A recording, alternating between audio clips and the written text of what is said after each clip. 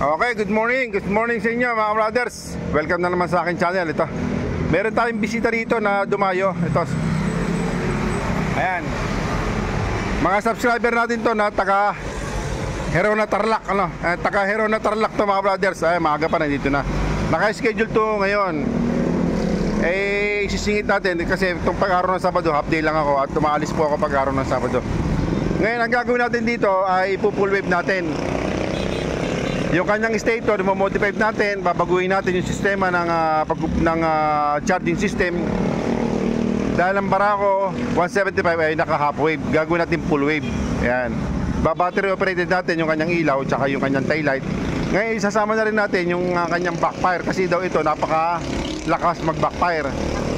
Tutune up natin pati po yung banjo bolt mga brothers, sasama na natin, babaguhin natin yung kanyang banjo bolt.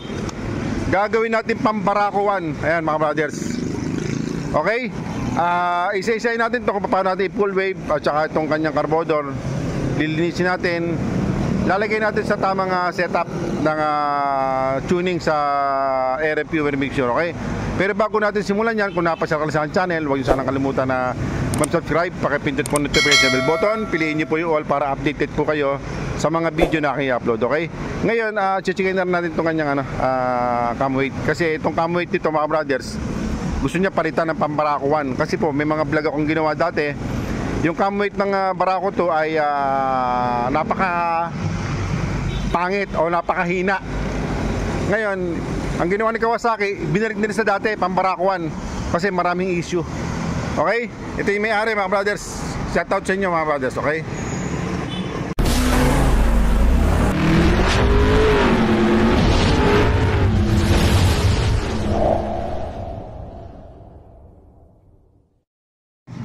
okay, tatanggalin natin to. Modify natin yung kanyang stator. Ito papalitan natin kasi po ito half wave to. Papalitan natin ng pang full wave. Tapos ang gusto ng may-ari, tanggalin tong cam weight, palitan ng pang Barako 1. Pero ito mga brother, pang Barako 1 na po itong cam weight ng itong Barako ito. Binago na po ni Kawasaki, binalik din sa dati pang Barako 1 kasi napakarami pong isyong nangyayari. Bago pa lang nasisira na, kumakalas, kaya ang nangyari, ang laki po ng nagagastos, sumabot po ng 8,000. Ayan, kasi nawawasak po ito, nawawasak din itong timing chain, nadadamay na lahat. Binalik na nila sa dati, pang Barako 1 na, yung mga lumalabas ngayon na Barako. Okay, tatanggalin natin ito.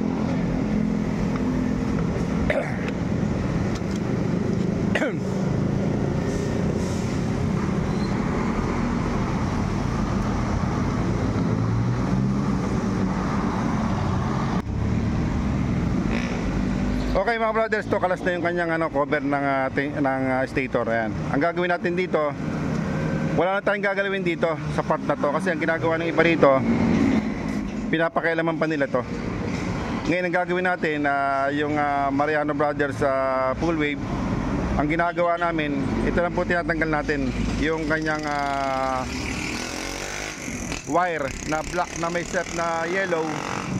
Ikakat natin to at saka itong kanyang magnetic wire na nakakapit sa ground, ikakat natin tsaka natin magduduktungin. Yan. Ayan, kinat na natin mga brothers to. At saka ito magnetic wire at saka yung kanyang black na may set na yellow. Ayan. Ang gagawin natin, pagduduktungin natin to, hihinangin natin to.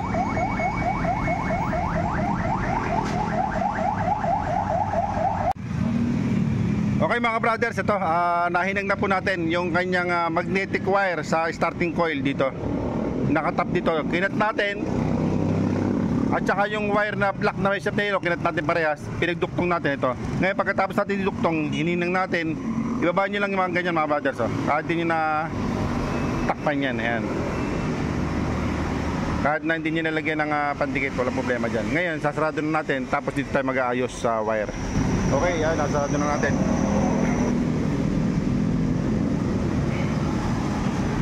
Ngayon, ang gagawin natin ngayon, yung kanyang wire dito sa nakakonect dito sa ating tatanggalin natin.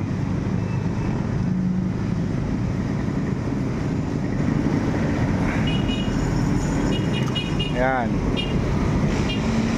Itong tatlong wire na ito mga brothers, yung yellow, yung white at saka yung black na may stripe na yellow, hugutin natin yan.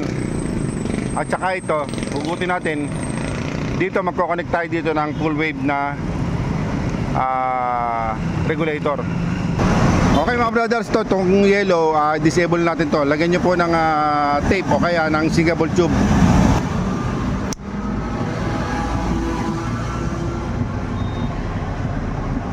Okay, ngayon itong dalawang wire na natitira, itong black na may stub na yellow tsaka itong white, dito natin i-connect yung ating full wave regulator. Ito yung full wave regulator mga brothers.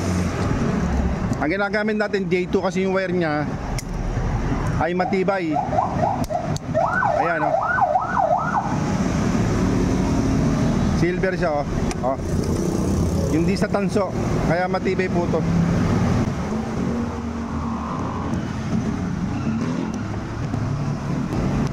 Ayan.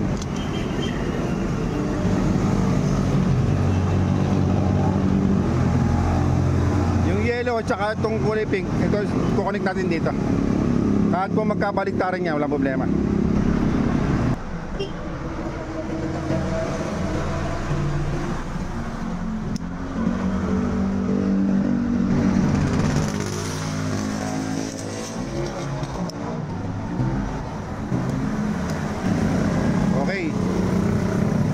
Balik natin dito.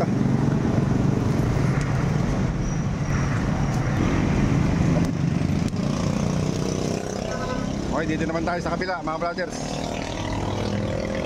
Inugot natin dito sa ating dating regulator. Ngayon itong kulay white, hugutin natin.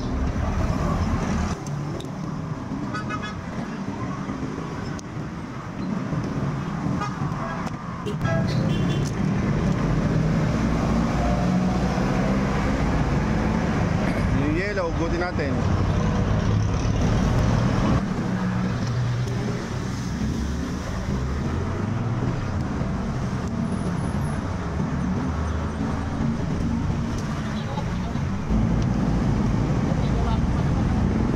Balikan na lang.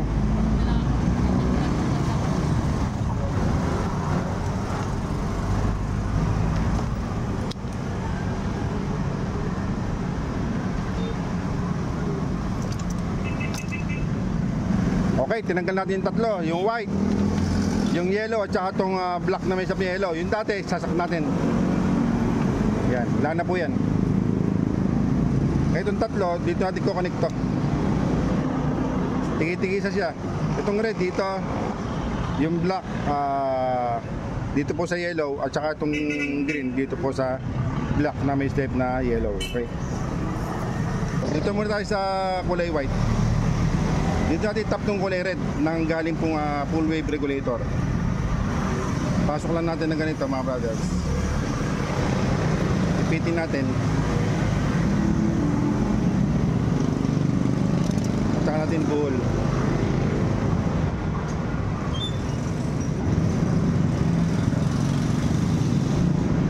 Lagyan natin sigable tube.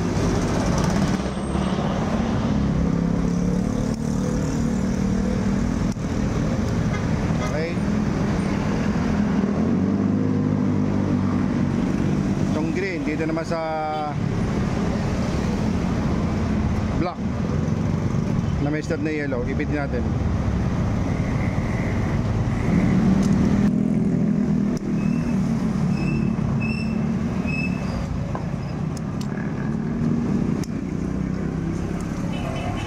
Next.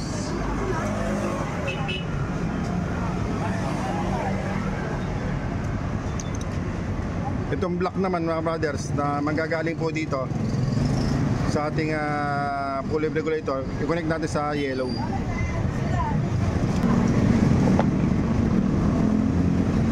Ngayon, mag-tap tayo ng isang wire.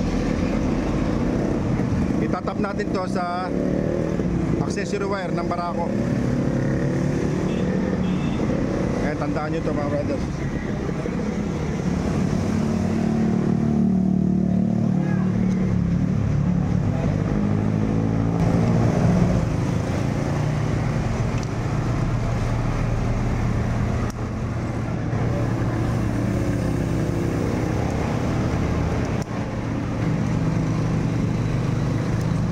Ayan mga brothers, oh.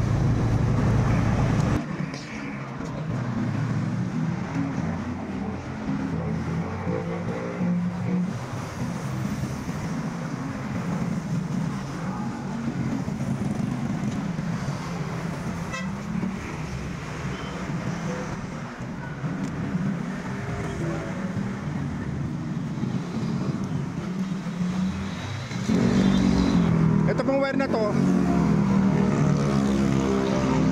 i-connect natin sa accessory wire. Ito kulay brown.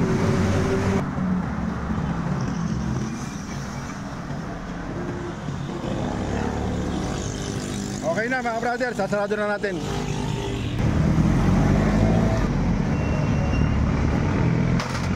Okay mga brothers, ito po na tune up na natin. Do-double check na lang natin.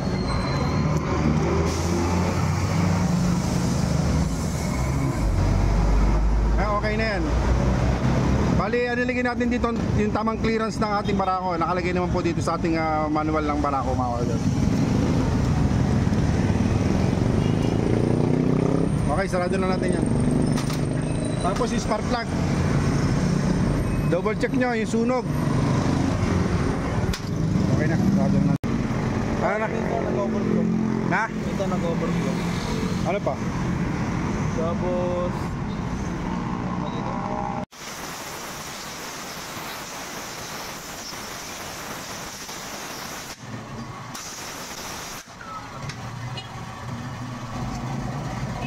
papat na natin ito mga brothers kasi nag-overflow na. Maluwag pa dito mga brothers. Saka ito, float valve at saka float valve seat. Yan.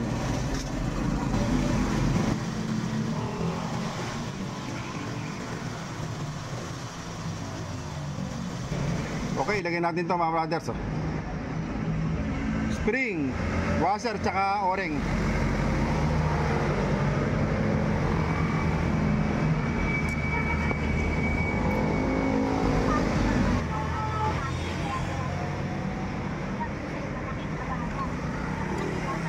Okay, sarado natin.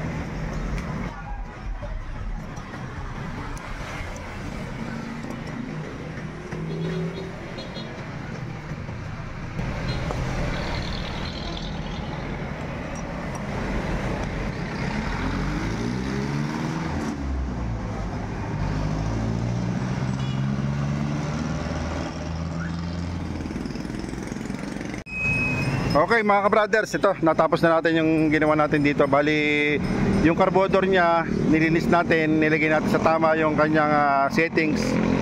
Yung tappet valve clearance niya napakaluwag, kaya isa sa pinanggagalingan ng maingay. Ngayon, yung kanyang charging system pinulwave natin. Tapos yung banjo bolt, inayos natin yung kanyang banjo bolt, ginawa natin pambarakuan. Pero tetestingin natin ito pagkatapos mga brothers. Okay na. Ano yung boss? Ano yung size? 300 by 70 minutes. Yan. Yan, one click na siya. Tahimik na. Wala nang garargal yung makina.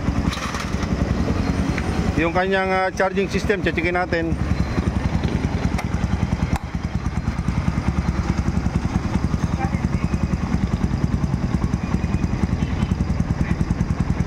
Tahimik na boss, ano? May may-ari. Tarlac. Hero na Tarlac. Ayan. May kasama siya to, si... Kunin mo na yan, kunin mo na yung tester. Testingin natin yung voltahe.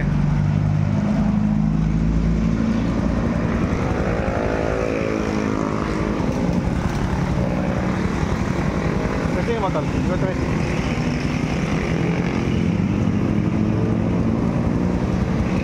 Ako to. Ayan. Wow, sarap. 14. Ayan. Boss, revolution mo nga. Boss, naka-revolution lang. Ayan yung kanyang charging 14.22. Ayan, sige, todo mo. Okay. Okay na, wala nang backfire, ano? Sige, lakas mo, ibigin mo. Wala nang backfire. Wala na boss, ano? Ano masabi mo? Ayos. Madilim dito. Tayo sa kabila. Ay, walang backfire oh.